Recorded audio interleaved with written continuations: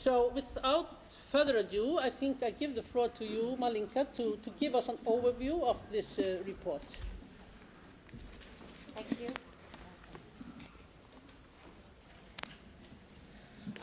Thank you, Madam Chairwoman, distinguished delegates, ladies and gentlemen, dear friends. It gives me a great pleasure to be today with you at this important meeting. And I am really, very much, my expectations are really very great, to see what would be the result of this NGO meeting. Why? Because I think you are the passion, you are the heart, but you are also the reason. You are going to provide with rationals where the government should be going, what they need to go further, because as some of the speakers before said, there is a long way to go in order to reach gender equality, even in the countries that have relatively achieved this. So I would like, first of all, to say only a few words what UNECE, United Nations Economic Commission, is one of the 5 commissions of the UN, and within this system we do provide a platform for exchange of different opinions, not only among the countries, but also among the NGOs, among civil societies, institutions and academia that work on in different areas, but also including on gender. And every 5 years we do perform regional review meetings on the progress and implementation of the Beijing Platform for Action, because we do think that this is important. We cannot achieve economic growth, we cannot sustain this growth, we cannot achieve competitiveness, we cannot achieve the results that we want for our future without being involved in this area and without having women on board and working also for women. So without further going into the details what this is about, I would like just to start exactly with the 3 basic areas that have been identified by all our member states as the areas where they have worked for the 2 decades as priorities. This is the first area is combating violence against women, women in economy, women in power and decision making. However, because of the very diverse UN ECE region, we have different factors that have played around.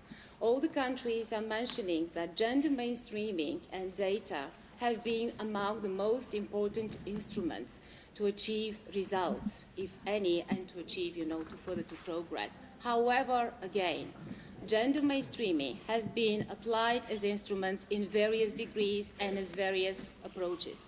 So data also is another issue. For all the region, it is a problem. However, various areas are to some degree developed in some countries and in others not.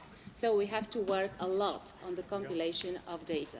So here I have been trying, to figure out how to present you in 8 minutes the rich results that have been reported for our 56 member states.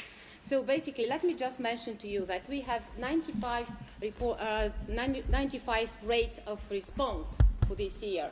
That has been the highest along all the reviews of the Beijing Platform for Action for our region.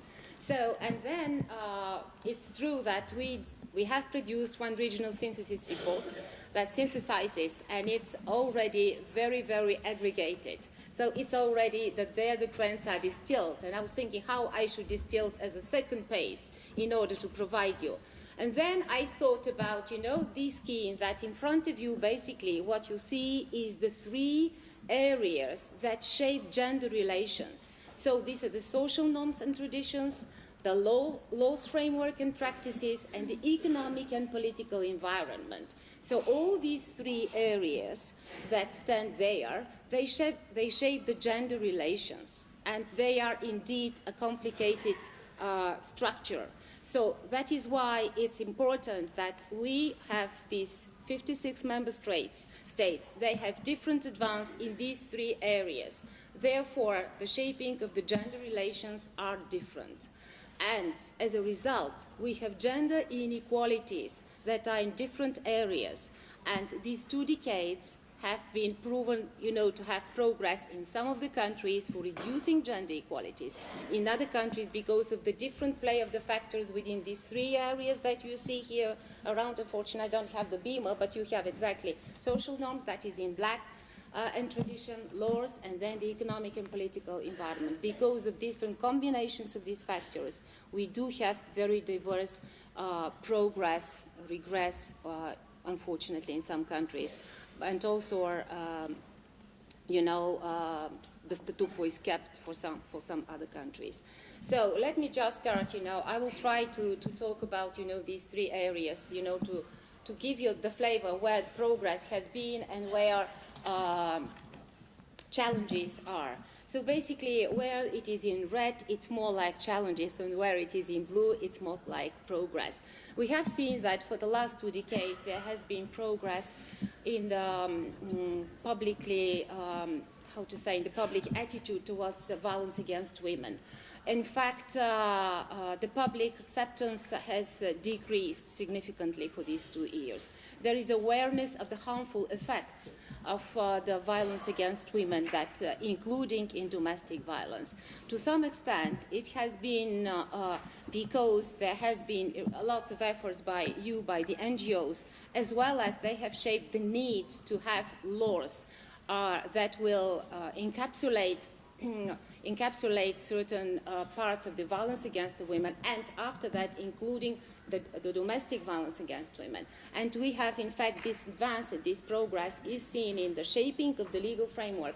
Last year, in 2013, we have new laws for violence against women in Tajikistan, for example. So there has been advance in the laws framework. However, in the implementation, there are still significant gaps, and there are gaps in services and access to justice.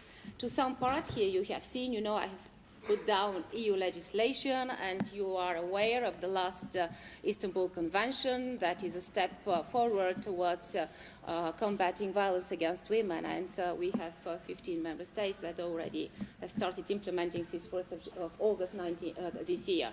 So what about the economic and political environment? There is political will to promote gender equality. As I said, gender mainstreaming has been adopted as a model. However, the implementation of this gender mainstreaming is completely different. The impacts of the crisis, in fact, are really significant. We see also slow progress in women's political participation and women's on board. So all of this is because the report also underscores the importance of social norms and tradition, because also there we have the roots of stereotypes, the roots of the various stereotypes that go in all these circles, in all these areas. We have stereotypes of stereotypes in education, stereotypes in media, stereotypes in choosing where to go to work. Basically, we have all these stereotypes, even when we are talking about allocation of the duties within the family. So that is why we see all these difference. As far as the law and framework of practice, I said a few words, so let me just draw your attention a little bit on the impact of the crisis. Some of these elements have been mentioned already by Sasha Gabizon, but I would like to underscore that women's unemployment has been significant for young women. In some of our member states, we have above 52 and 56% in Greece and Spain for young women being unemployed. Relative poverty is also up, in particular for elderly women.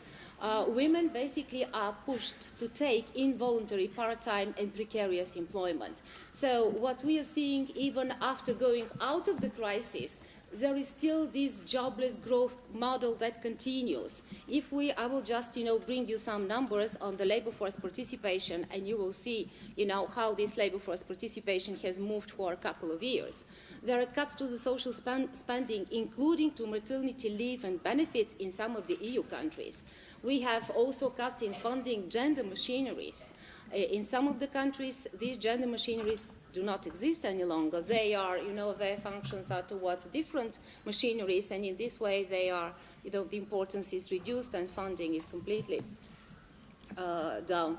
So, of course, and last but not least, I would like to say that there are cuts in NGO funding, including on violence against women activities, which is very important, and which is, by the way, one of the most important area where NGO are taking the lead in this area.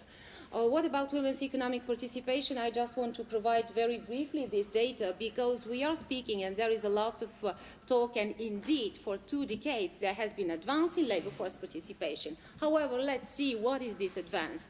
The world average for women indeed, according to the ILO data latest, is about 40%. The ECE average participation rate of women, however, is quite higher. For last year, 2 years ago, 2012, is the data. 63% is the average for our ECE region. And for men, it's 76%. So basically, you see here, 13 percentage points is the gap. So let's see, however, a little bit dynamic. In 2004, the average for women is 61. The men is the same. So men's participation is stagnating. That's what I've been talking to you about, the jobless growth model. And also women has increased only with 2 percentage points for 8 years. So this is the average for our region. Now, if we go further, because our region, let's take only the geographic criteria. We have Western Europe, women have 67% as opposed to women 78%. And for the Eastern European countries and Central Asia, women have 61%. Southeast Europe, however, is 46% average, and the men are 68%. So you see how big is the variation. Therefore, you can just calculate that this gap, the gap has declined for the 8 years only with 2 percentage points. And in ECE region, as I said, is 30%. However, it varies a lot, and after that I have provided some graphs to see how it varies by country. But we have in Western Europe 11 percentage points is the highest, and the average, and the highest is 31% in Malta, and the Greece is 19%. However, we do have some leading countries, of course. Finland, they have only 4 percentage points difference between men's participation and women's participation in economic activity. We have after that Iceland, Lithuania, and Norway 5%, and Sweden and Norway 5%, and Denmark 6%. What does it mean? It's not only to show you that these are the exception countries. This means that this could be achieved. Therefore, I think that we need to exchange experience, we need to exchange efforts in order to see all these graphs are just for you to see how much it varies. Now, let me just go and complete, and I will conclude with this, the key challenges. So there is a gap between legislation and implementation of the laws everywhere in all areas. In the labor market, decent work for women is a problem. Labor market segregation continues because women are in the low-paid sectors. Gender pay gap is significantly persistent in all the areas because of the stereotypes in education mainly, but also because of discrimination. Preventing and eliminating gender-based violence remains. Underrepresentation of women in decision-making that I couldn't talk now, but it's also a very, very low numbers, including in some of the so-called leading countries. Care and social security, health problems, the role of men and boys into shaping these attitudes. Significant gaps remain in sex-disaggregated data, gender-sensitive indicators. And why this is important? Because for every policy, to have to be implemented well or bad, we need to have data. We need to know how it has been played out in our country. So therefore, it is important. So thank you very much.